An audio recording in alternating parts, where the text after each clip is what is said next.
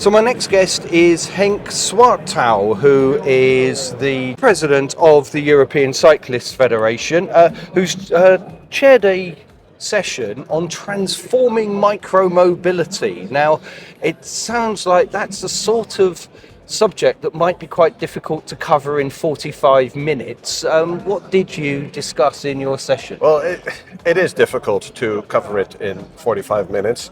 Also because micromobility is growing and technology is developing very rapidly. But of course, some of the technology is really old. I mean, bicycles, they're 200 years old, they're micromobility. But every day we see new types of micromobility on the roads of our cities, our towns. And it's difficult for regulators to keep up because technology develops faster than legislation, and it's even harder for infrastructure and traffic planning to keep up. Because let's take a delivery company, logistics company, they can switch from vans to cargo bikes in a week. But before a city has changed the roadscape, if you like, the division between car lanes, parking, bike lanes, pavement, etc., it can take years. So there's often a tension, a disconnect between the speed of the different developments. Now, I wonder, do we make a mistake by grouping all non-motorised transport or non-traditional motorised transport together as one? Oh, it's all micromobility, or active travel, walking and cycling, then e-scooters, e-bikes, other such things. Because an e-bike is very, very different to somebody walking on the speed. And actually, if you get a pedestrian and an e-bike going quite fast colliding, that can be quite painful. Should we actually look at them separately? Well, then you need to ask yourselves how many categories do you want to create, and you will easily get up in tens or more categories. And let's not forget that micromobility has been with us for a long time. Not only bicycles, but think about a wheelchair. That's micromobility. I don't know about people on horseback.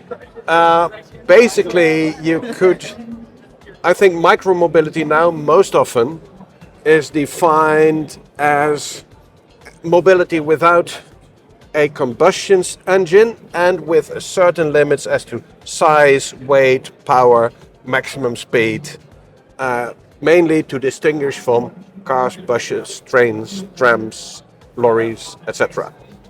And here in I think we all know what micromobility is when we see it. Yeah. And we don't need to define it in all detail because we cannot, because technology will catch up with us again and we will need to change the definition. Yeah. So here in Amsterdam, the network is brilliant for cyclists. You go to lots of cities in my home country, the United Kingdom, for example, and it's not. And we're trying to cram cyclists and cars and pedestrians and all sorts of new technology all in the same space. And it's really difficult to do. And often the active travel loses out. Now, you said it could take 5-10 years to make those changes. Is there anything we can do in the short term to actually encourage active travel? Well, you can do it faster and you can do it, well, what shall I say, quick and dirty. Look what Paris has been doing over the past couple of years. Look what many cities did during the pandemic in what was called tactical urbanism. Just quickly with some paint, some cones, changing or repurposing traffic lanes for active or sustainable mobility. It can be done, and then you can first do it in a temporary way, which is also a kind of a pilot, and then decide to make the measures more permanent, and many cities are doing that now. The bottom line is that if we want to keep our cities livable, we need to tackle the way that we have given over urban space to private cars. We need to do something about that.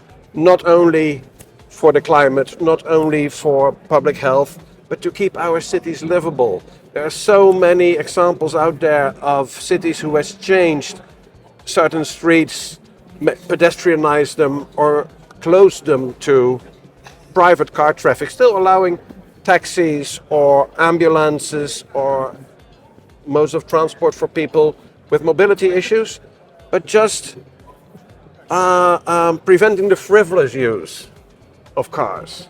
And you're the president of the European Cyclist Federation. If I said to you, right, here's a blank sheet of paper, write down what you want on behalf of your members, what would your top 3 things be?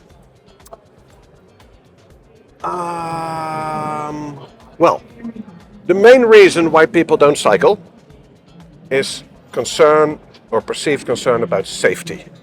We need to make our roads safe for people to ride bicycles, to walk, be they the bicycles electric or not. That's the absolutely most important issue. That's the biggest priority, if you like. But there are different ways to do that. You can do it through infrastructure, safe separate bike lanes.